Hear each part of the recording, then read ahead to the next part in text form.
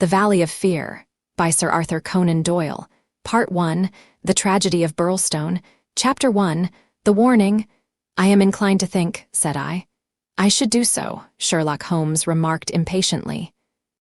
I believe that I am one of the most long-suffering of mortals, but I'll admit that I was annoyed at the sardonic interruption. Really, Holmes, said I severely, you are a little trying at times. He was too much absorbed with his own thoughts to give any immediate answer to my remonstrance.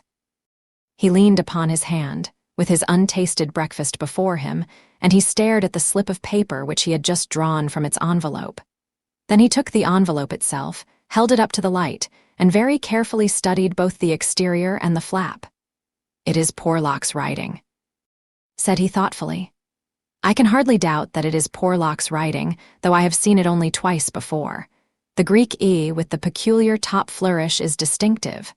But if it is Porlock, then it must be something of the very first importance." He was speaking to himself rather than to me, but my vexation disappeared in the interest which the words awakened. "Who then is Porlock?" I asked. "Porlock, Watson, is a nom de plume, a mere identification mark, but behind it lies a shifty and evasive personality. In a former letter, he frankly informed me that the name was not his own, and defied me ever to trace him among the teeming millions of this great city. Porlock is important, not for himself, but for the great man with whom he is in touch. Picture to yourself the pilot fish with the shark, the jackal with the lion, anything that is insignificant in companionship with what is formidable. Not only formidable, Watson, but sinister, in the highest degree sinister. That is where he comes within my purview.